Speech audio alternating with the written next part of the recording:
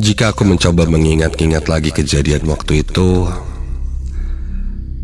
membuatku merinding, bahkan saat siang hari sekalipun. Kejadian saat aku kecil itu cukup membuatku trauma. Hingga saat aku ada kesempatan untuk bisa bermain atau datang lagi ke tempat itu, di mana itu adalah kampung halamanku sendiri.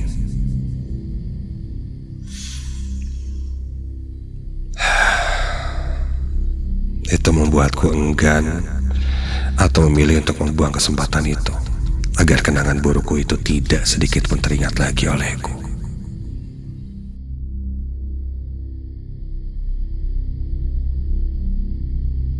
Namaku Rolly. Aku sedang duduk di bangku kuliah di salah satu universitas di Bandung. Asalku dari salah satu kabupaten yang ada di Kalimantan Tengah. Ketika lulus SMA, aku memutuskan untuk pergi ke Bandung untuk menempuh pendidikan lebih lanjut. Singkat cerita, setelah aku mendapatkan kos-kosan dan menjalani sebagaimana mestinya mahasiswa baru, aku selalu merasa sendirian. Mungkin salah satu alasannya karena aku cukup sulit berbaur dengan lingkungan baru di sekitarku.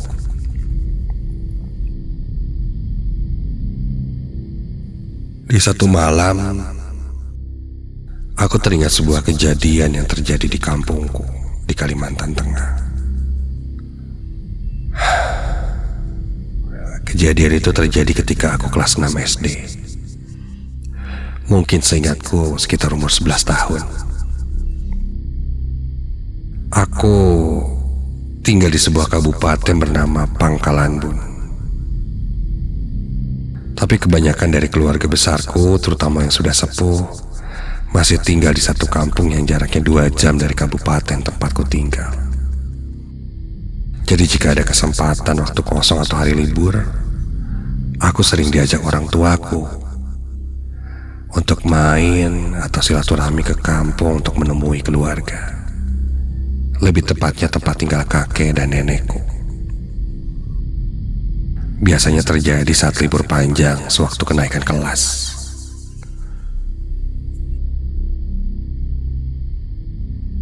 Hari itu aku langsung dijemput oleh orang tuaku pada siang hari. Mereka bilang kita akan langsung pergi ke kampung kakek dan nenek. Aku sedikit terkejut karena ini tiba-tiba. Biasanya liburan panjang baru ke sana. Ternyata aku dapat kabar kakek sedang sakit.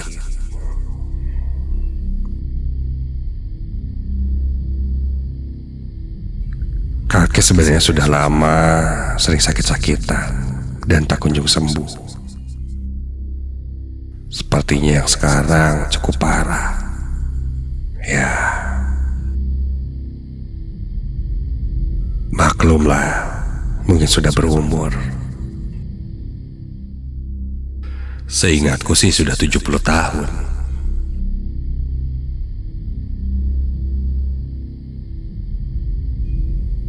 Ayahku takut terjadi hal-hal yang tidak diinginkan. Maka dari itu, siang itu kami bergegas pergi ke rumah kakek. Semua keluarga besar sudah berkumpul di rumah kakek. Setelah bertegur sapa dengan yang lain, aku masuk ke kamar kakek bersama ayah dan ibuku. Kulihat kasur yang sudah terhampar dan kakek terbaring tak berdaya. Badannya jauh lebih kurus dari pertemuan terakhirku dengannya, ketika dia masih sehat. Saking kurusnya, kulitnya hampir menyatu dengan tulang. Dia sudah tidak bisa bicara, hanya terbaring di kasur, melihat ke langit-langit rumah.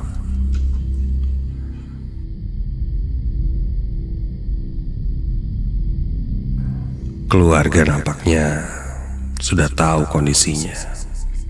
Udah mulai bergantian membisikkan kalimat syahadat dan zikir di telinga kakek. Hari itu pun kami sekeluarga memutuskan untuk menginap di rumah kakek bersama beberapa keluarga yang lainnya.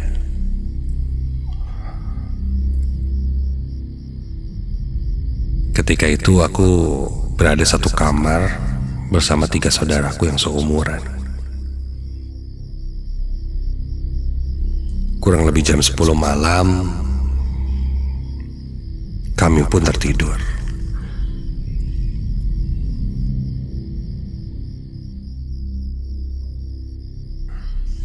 Entah jam berapa saat itu, aku terbangun dari tidurku. Karena samar, terdengar suara tangisan di tengah rumah. Dan suara tangisannya bukan hanya satu orang, melainkan banyak.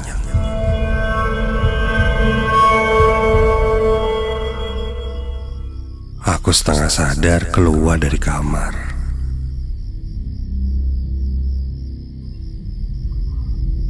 Dan ternyata kakek sudah tiada.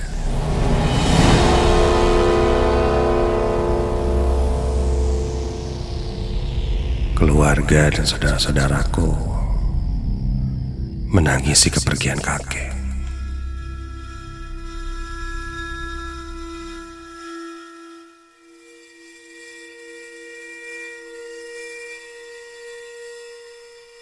Pagi harinya, kakek pun dimakamkan sebagaimana mestinya. Kakek dimakamkan di halaman belakang rumahnya. Malamnya, kami mengadakan pengajian. Suara tahlil bersaut-sautan terdengar. Sedangkan aku saat itu duduk di teras luar rumah sambil bermain dengan 3 saudaraku yang lain.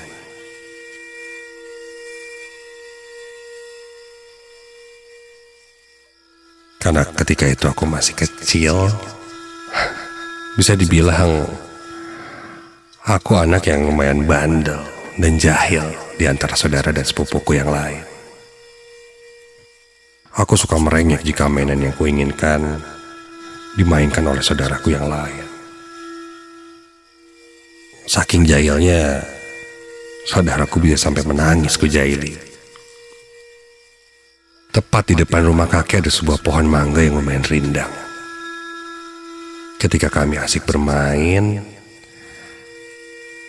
aku perhatikan pohon mangga itu dan tak kenapa ada sesuatu yang seakan-akan menarikku untuk terus melihat ke arah pohon itu. Di umurku yang masih kecil saat itu, aku tidak paham perasaan apa yang muncul saat itu.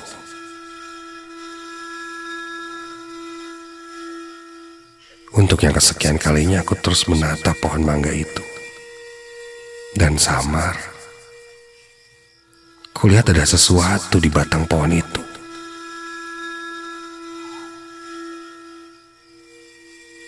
Sebuah siluet hitam, sepertinya berbentuk kepala, yang lama-kelamaan menjadi terlihat cukup jelas. Sebuah wajah yang muncul dari sela-sela ranting pohon mangga itu. Itu wajah yang tidak asing. Itu wajah kakek.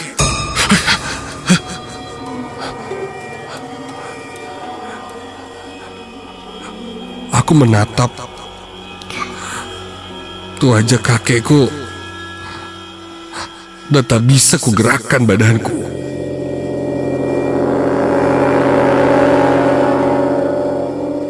terasa seperti sebuah bisikan di telinga aku yang berkata, "Temani aku, temani aku, temani aku."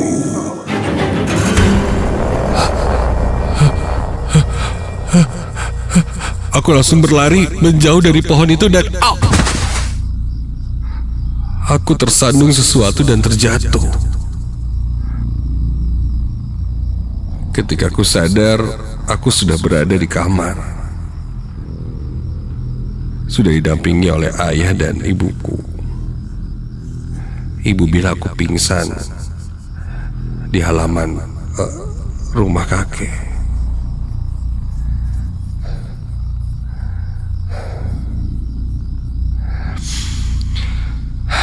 Aku pun ceritakan apa yang kualami dan apa yang kulihat di pohon itu. Mereka cukup kaget dan heran. Mereka berasumsi dan mengatakan itu teguran dari almarhum, atau di tempatku istilahnya adalah kepidaran, karena mungkin aku terlalu nakal atau banyak tingkah. Mereka berasumsi demikian karena mungkin di antara 3 saudaraku hanya aku yang menyaksikan langsung sosok mengerikan itu.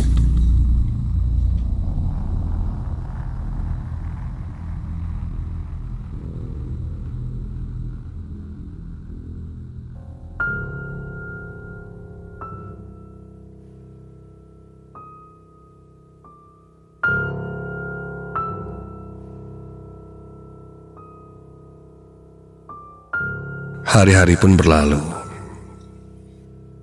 3 hari sudah setelah kematian kakek, dan kami menginap di rumah kakek. Di hari itu, tepatnya setelah maghrib, kami berkumpul bersama keluargaku yang lain di tengah rumah.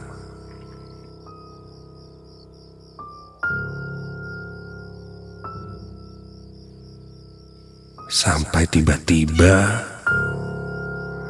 dari arah dapur kami mendengar suara teriakan histeris. Ternyata suara itu datang dari tanteku. Dari arah dapur, di mana tanteku berlarian menghampiri kami lalu berteriak-teriak. Dia bilang, "Bapak, Bapak!" dengan keras. Semua yang ada di keluarga itu heboh melihat kejadian itu. Tak lama setelah itu Tante beri cerita. Tante bilang dia melihat kakek di dapur dan berkata hal yang sama seperti apa yang kudengar saat itu. Temani aku.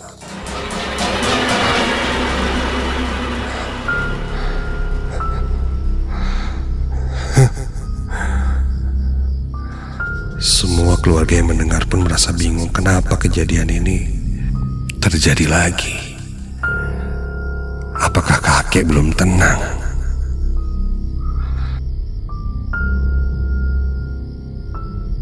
Kami semua sepakat akan coba bertanya pada sesepuh di kampung itu. Karena ketika itu sudah malam, kami akan menanyakannya esok hari. Malam itu kembali kami menginap di sana. Malam berlalu. Ketika aku tertidur, aku kembali terbangun karena mendengar suara tangisan lagi. Kali ini terdengar suara tangisan seorang lelaki yang terisak-isak, pilu dan terdengar sangat jelas. dari balik tembok kamarku.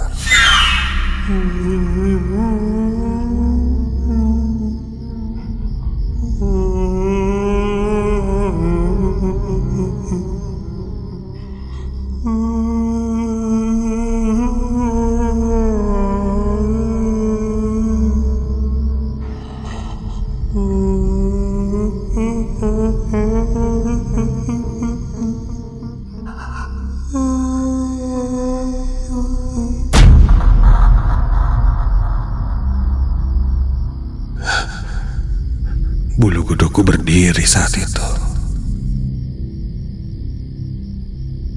Kamarku ini terletak di paling belakang rumah.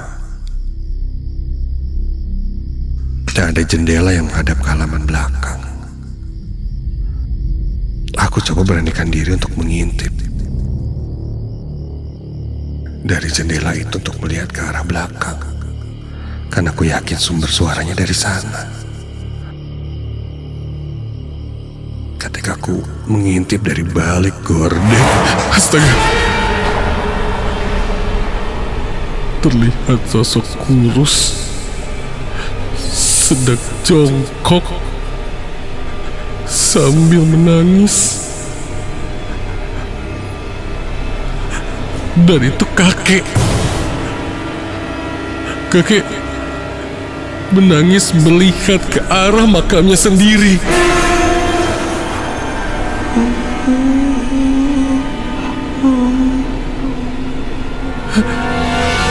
Aku langsung menutup gorden.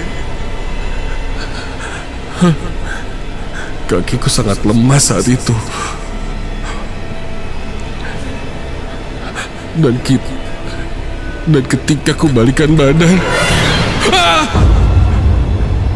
sosok kakek sudah berada di belakangku dan berkata, "Temani aku."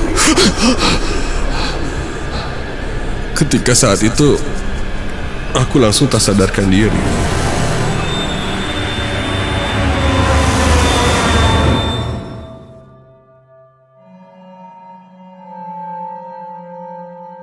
Keesokan paginya kami langsung mengunjungi sesepuh yang berada di kampung.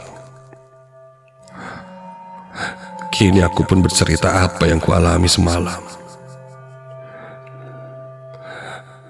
Aku lihat kakek terjongkok menangis di depan makamnya sendiri yang berada di halaman belakang rumah.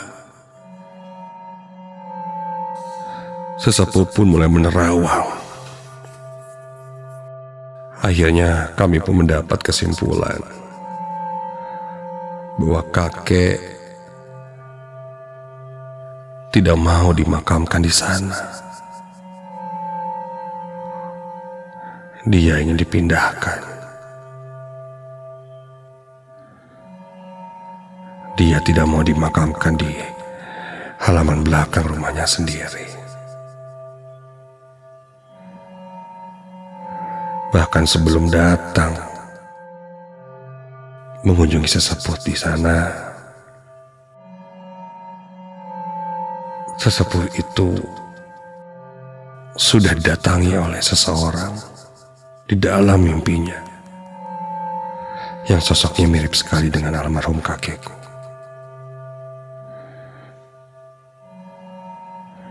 Dia berkata kepada sepuh itu untuk mencarikan dia teman. Setidaknya 7 orang untuk dimakamkan di samping makam almarhum atau kakekku. Jika makamnya tidak dipindahkan dari rumahnya. Namun setelah berembuk dengan keluarga besar, dengan segala pertimbangan, keputusan keluarga kami adalah tidak memindahkan makamnya.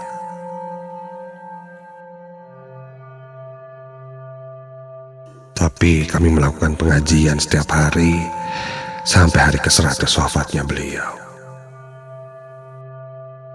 Nenekku memberikan kami gelang yang biasa kami sebut tongang. Seutas benang mirip benang jahit berwarna kuning yang kami percaya dapat menolak berbagai bentuk bala atau kesialan. Dan untungnya tidak ada hal-hal aneh terjadi lagi. Dan makam kakekku masih terkubur di sana sampai sekarang.